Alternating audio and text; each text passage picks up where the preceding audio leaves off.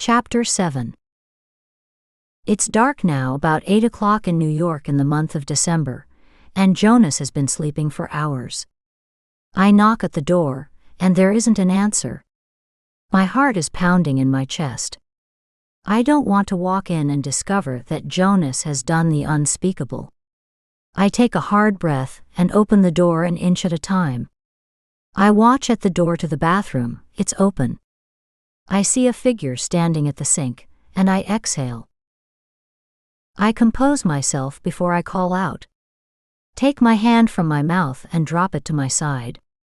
I don't want to alarm him any more than he is already.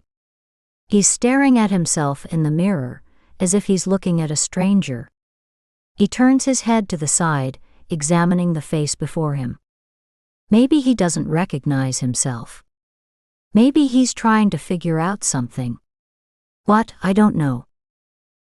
Jonas has a razor and has readied his face for shaving. He tilts his head to the side and lifts his chin, shaves one side then the other lightly, until all the stray hairs are removed from his coarse slight beard, and then he wipes his chin with the nearest towel. He looks handsome with a hint of a beard. Thank God he's okay, because I wouldn't know what to say to Max if he chose our home to kill himself. He would never recover if anything happened to Jonas. I thought about what Jonas is going through, and decided I would help him if I could. I knock on the door before I enter. Jonas turns and sees me. I sit on the bed and wait for him. Hey. How do you feel? His eyes fall to the floor. That was a question I shouldn't have asked. I'm okay for now. I was thinking that I could call a lawyer for you, I say, glancing up at him. He's wearing a pair of Max's jeans. His short beard, just trimmed, looks great. No one would guess there's a fucked up man behind that handsome face and drop-dead gorgeous body. Oh no, Alex. Not a lawyer. His voice is tired with all the rest he has had, but his tone is upbeat. He's determined not to get me and Max involved. There can be no lawyers, because Robert knows everyone in this town. What are you saying? I blink twice and angle my head to the side. I'm saying, I think it was Robert who got her involved in sexual asphyxiation. I relax. I thought he was going to say that Robert killed her, but if she did this with him, then he's culpable too. The only thing the police would do to Jonas is to shut down his business and take away his license to operate in the state of New York. But then I don't know the law. Are you serious, Jonas? What is this shit about? What is sexual asphyxiation? I stop Jonas from telling me. No. I don't want to know. I don't want to know anything more about your business. But you are mixed up in this too. You know Robert, and he will be one of the suspects if this comes to light. They will haul us all in, and then Max will find out about Robert and you and me. We're all in this together. But I will be the main suspect, and that will destroy any relationship I have with my child and with Crystal. I'm listening to Jonas and my body is in the room, but my mind is someplace far away. Jonas didn't mention how Max and I could be destroyed too. I can't believe how my trying to help Jonas has come to this. Max said to stay away from him, and I didn't listen.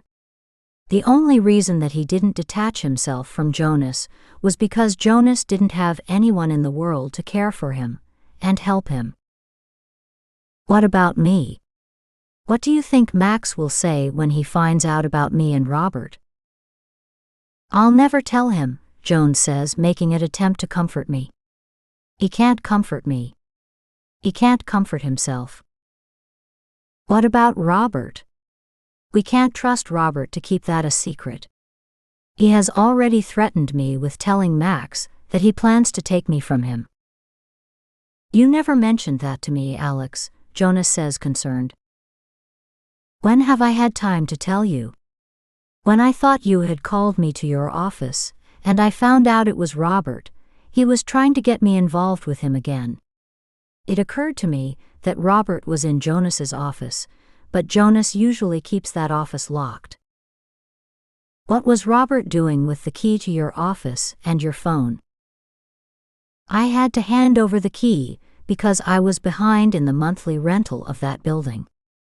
As far as the phone, he said that he lost his somewhere and he needed to use mine for one call. He asked me for the key to my place, and I gave it to him. The building belongs to him, Alex.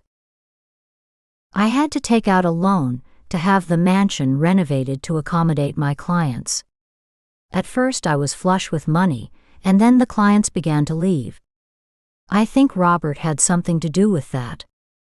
He started by telling me if I couldn't make the rent, then he wanted me to introduce you to him. And then he asked that I send you to him to be his dom. When I refused, he called in my loans and back rent.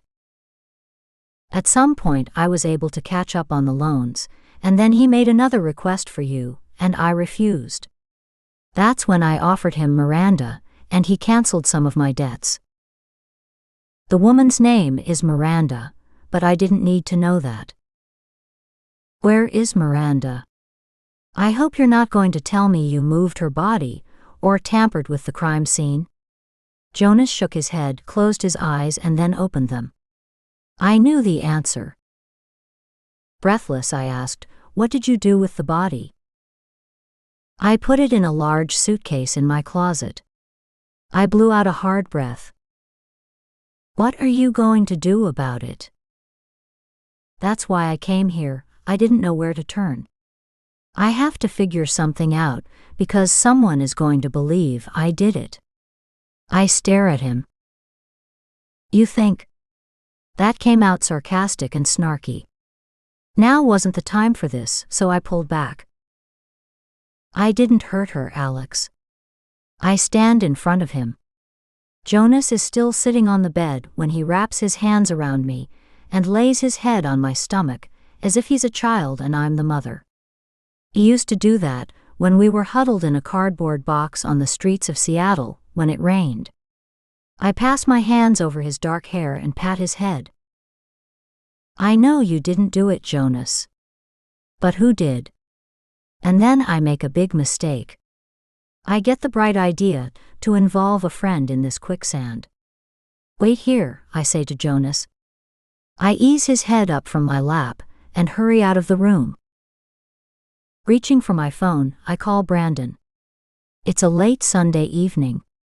I hope he answers. Brandon? Yes, Alex. I need you to pick me up in a half an hour. Take one of Mr. Blackstone's limos in the garage.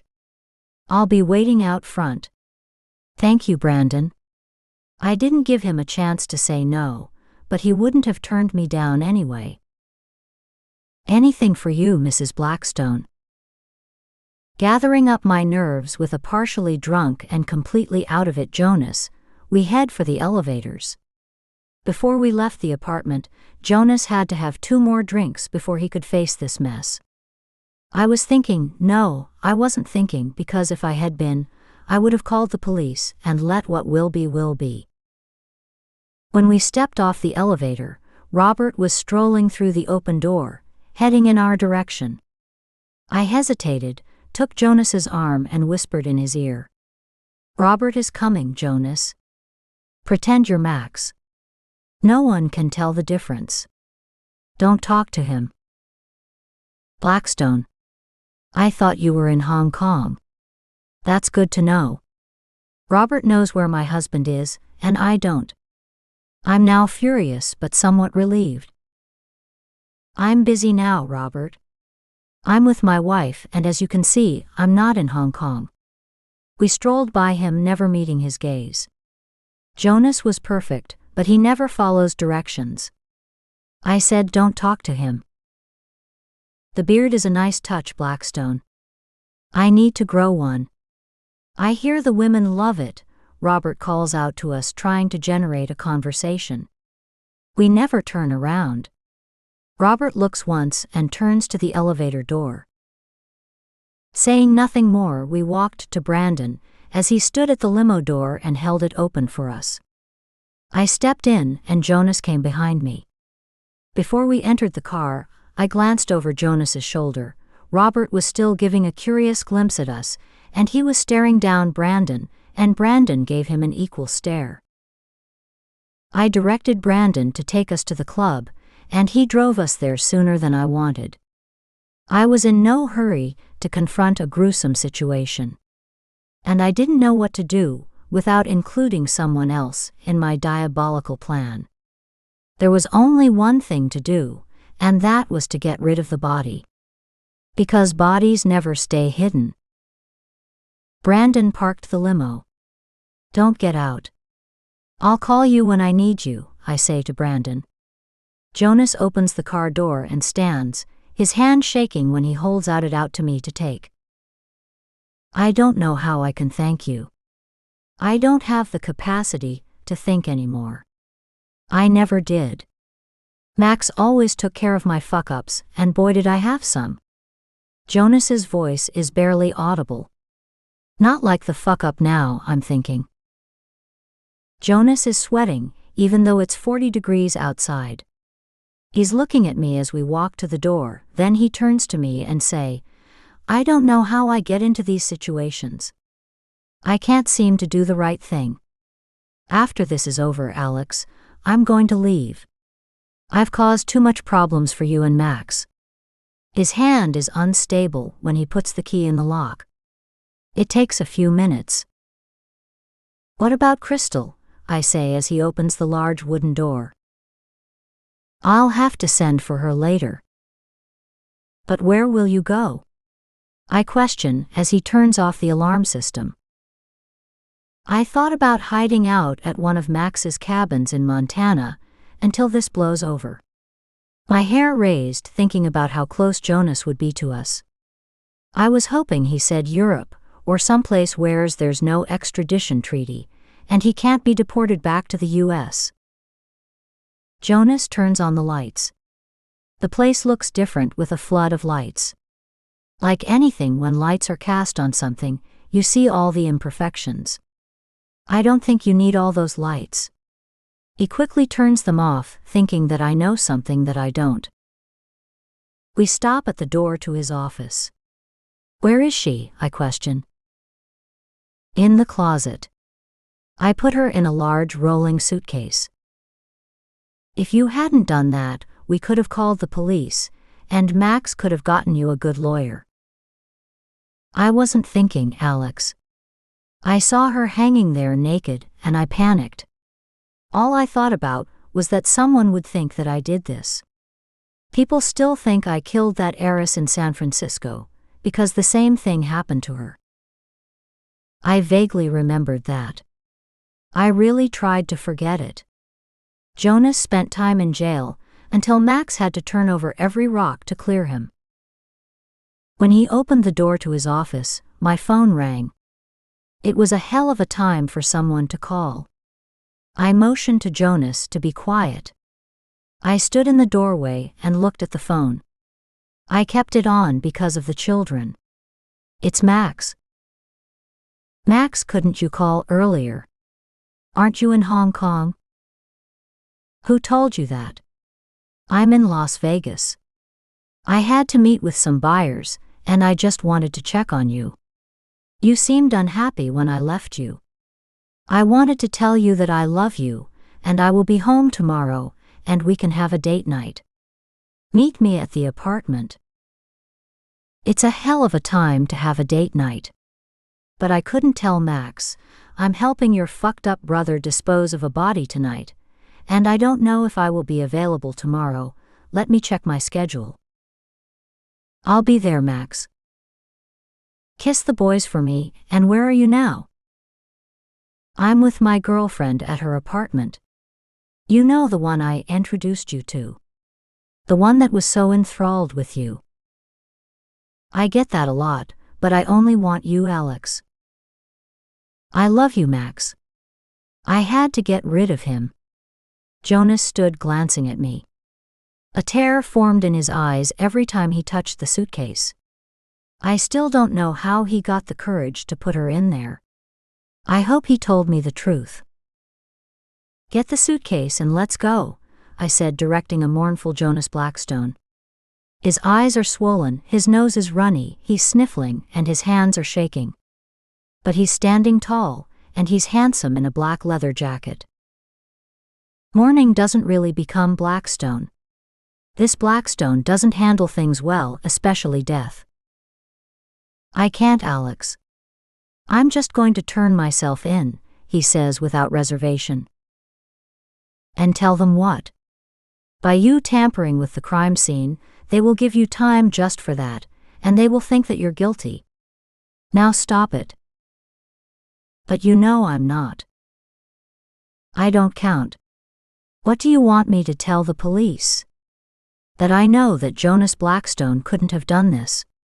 And they would question my integrity, and then you tell them that Robert could have done this horrible thing, and then he drags me into this. You got me into this, Jonas, and I don't know how we can get out, but I do know it doesn't involve us telling the truth. We have to figure something out. Then it came to me. I remember Brandon saying that he had a family home in New Jersey. That would mean involving him in this as well. I plopped down on the large sofa as Jonas stood peering at the suitcase.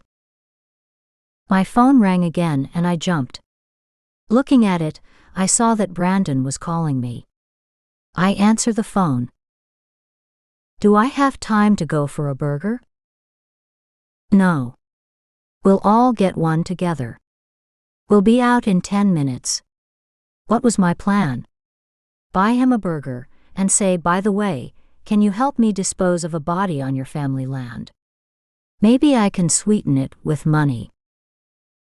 Take the suitcase and let's go. Jonas wanted to be out of there more than I did. We were standing in front of the car in 3 minutes. Brandon, open the trunk.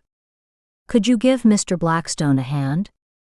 I jumped into the car and thought about how I was going to handle telling Brandon that I have a dead body in the trunk of my car.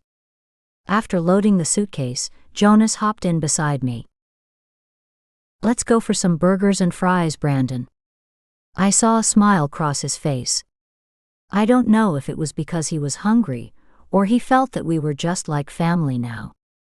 He glances in the mirror. Mrs. B, that suitcase was heavy.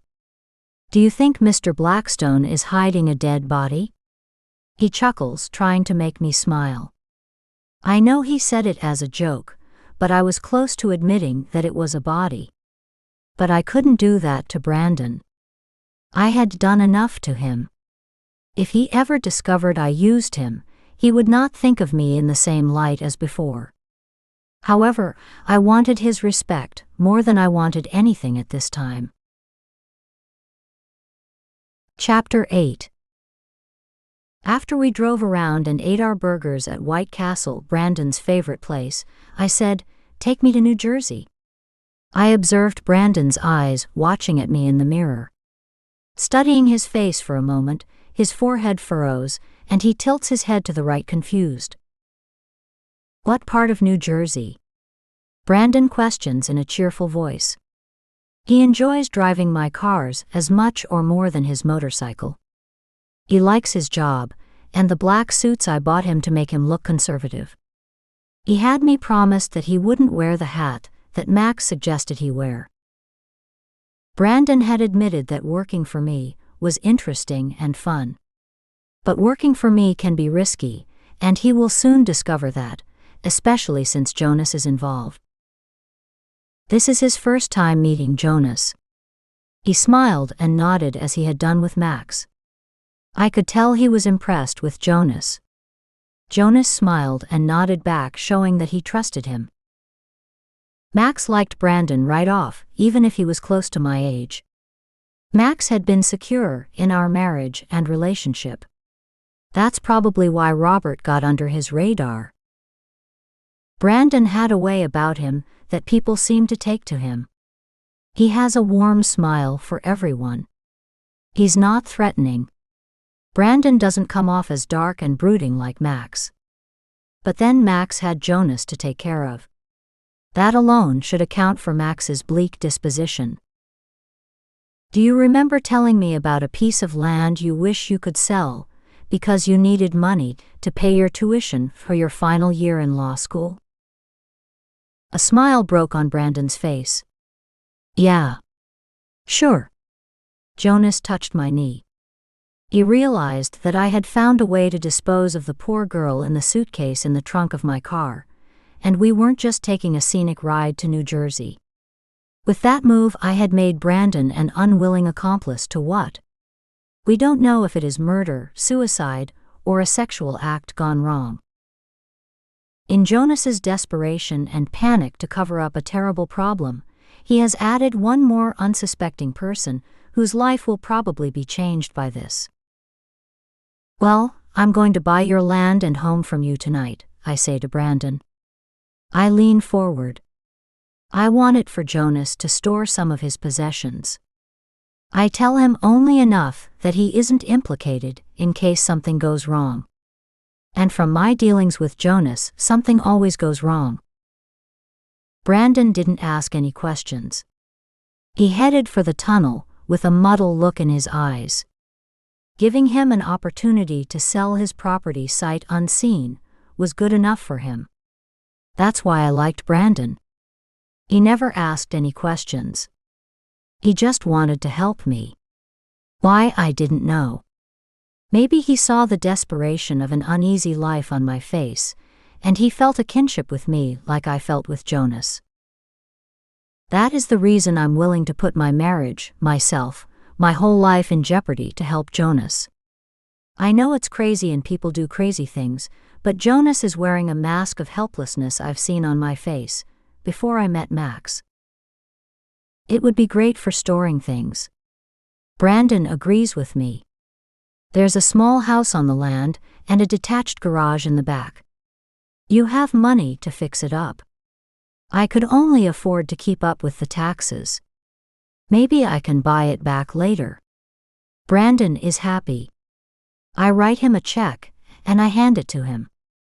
He looks down as he's driving, and he has the widest smile like a little boy who just got his favorite toy. Keep your eyes on the road. Is that enough? I ask him. It's more than enough, Mrs. B. Call me Alex. Jonas tightened his hand over mine and raised my hand to his mouth and kissed my knuckles one at a time. He has a genuinely sweetness about him. Thank you, Alex. If you need me for anything, just ask, Jonas says as I gaze into his green eyes and remember Max. The only thing I needed Jonas for is to stop pulling me into his life. I can't straighten out my own life. I turn to a composed Jonas. His hands are composed, and the shaking is at a minimum. He hasn't lit up a cigarette. When he's nervous, he lights one after the other. We're not out of this yet, I lean and whisper in his ear. After a half an hour of driving, we pull into a driveway on the outskirts of Westwood.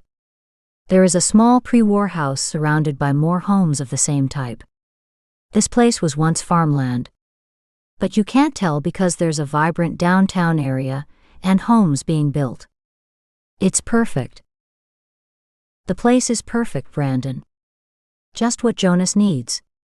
It's set off from the other homes. I watch at Jonas, and I know what he's thinking. It's a great place to hide. He wants to forget everything and everybody, and just stay here. I guess so, Mrs. B. It all depends on what you want to do it.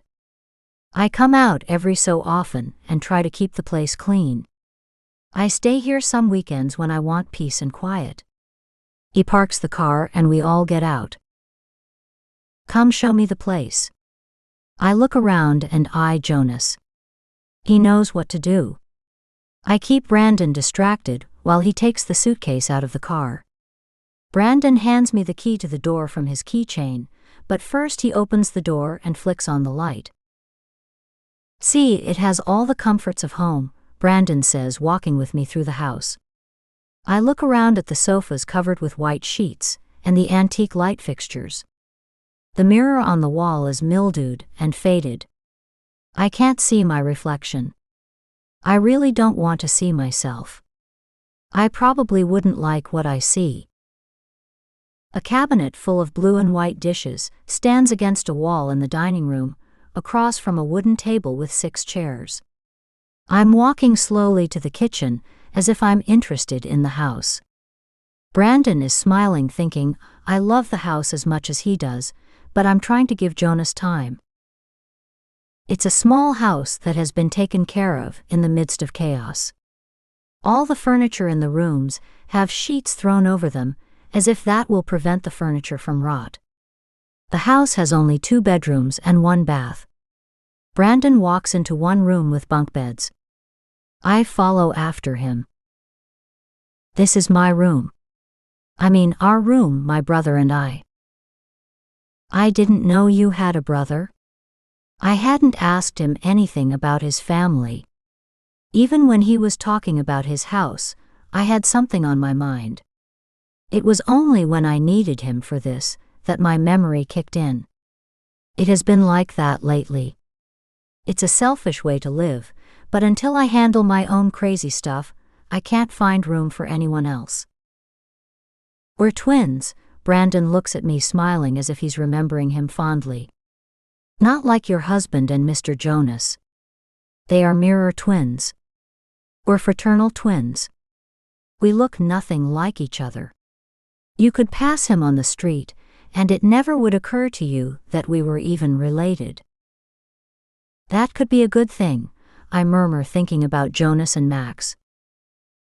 Not really. Before I could explain, Jonas shows up in the doorway, and he has a sad look on his face.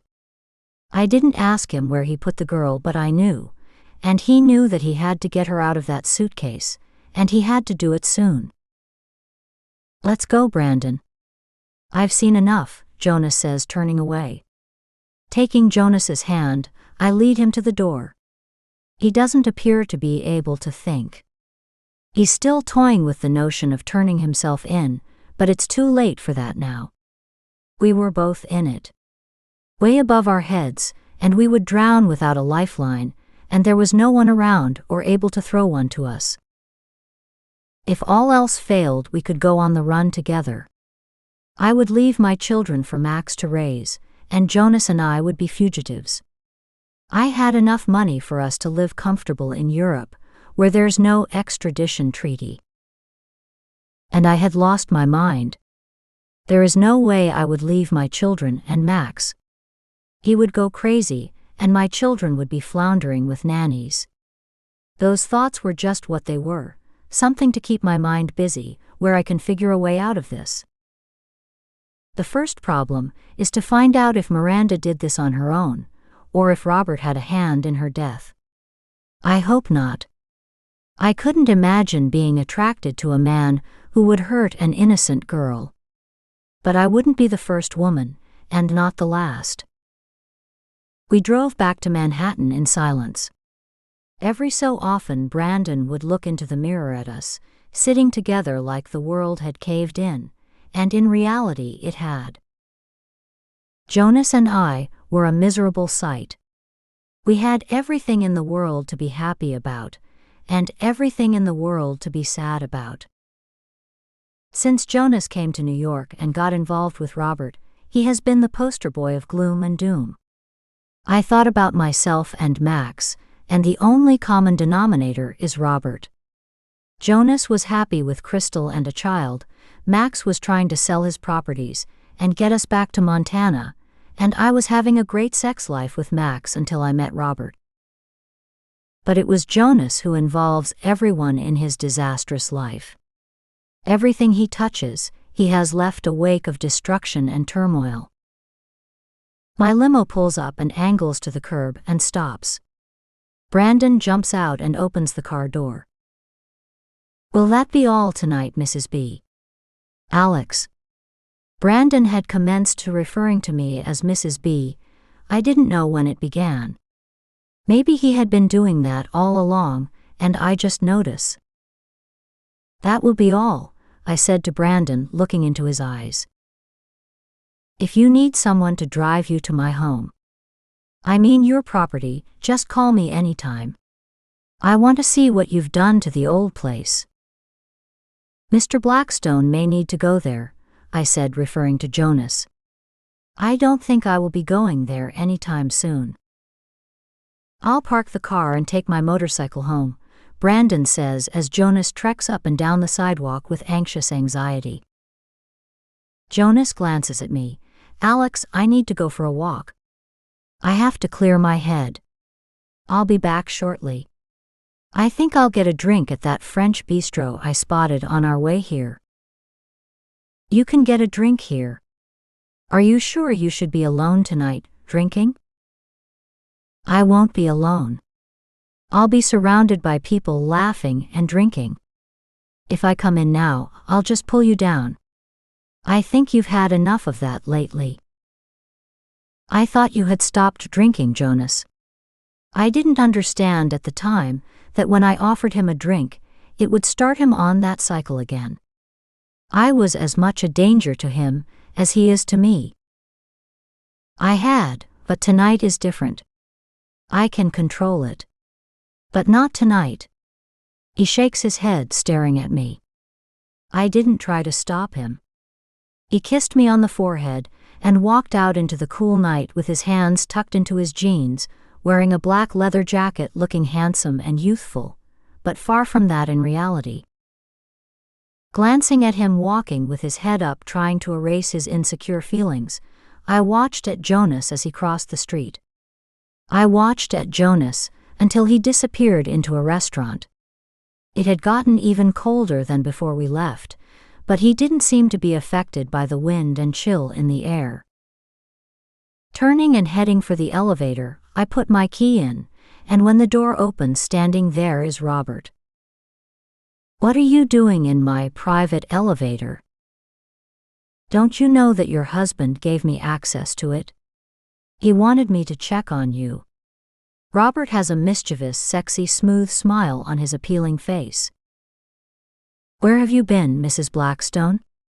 I promised your husband that I would keep an eye on you. His stride is sexy and confident as he moves closer to me. My heart is beating loud, and there's heat flowing through me. He notices my blush. What is it about him that does this to me? I look up at the security cameras. I want to call it to Robert's attention that we are being filmed and there are people watching. He must know this better than me. Then it occurs to me he doesn't care. The elevator stops at his floor. He turns away from me as if he's exiting the elevator, then faces me. Mrs. Blackstone, there's something I want you to see. His voice is soft and seductive. His dark blue eyes glow with enjoyment. I want to go with him. I can see how women follow him to his apartment. He gazes, he speaks, he smiles, and they all follow. Then it hit me. There are 2 women dead because of this seductive, perplexing man. What could I possibly want to see in your apartment? My eyes are cold, his eyes are warm, inviting, and gentle. I smile, just in case Max has cause to go through the footage. I need to give the impression that we are just acquaintances. Hiding my anxious face is hard. I try to keep smiling, but my lips tremble, and Robert sees through my facade. It has something to do with Jonas and that girl. You know the girl I'm talking about. Are you interested now? My eyes shift back and forward. Now I'm nervous, and that's a telltale sign on my part. Give me a chance to change what I'm wearing, and I need to check on my children. I'll be there shortly. He glances at me. I squeeze out a small closed smile. I hope you're a woman of your word. I am. The door closes, and I can still see Robert gazing at me like a lion eyeing a gazelle. When the elevator door closes, I back myself to the wall, and when it opens, I hurry out of that small space into the safety of my enormous apartment. I glance up at the clock, and the children are already asleep. I'm going to stay with my children. I don't want to go to Robert's apartment. I won't go. To hell with Robert and my word, I murmur, and I climb the stairs to my bedroom,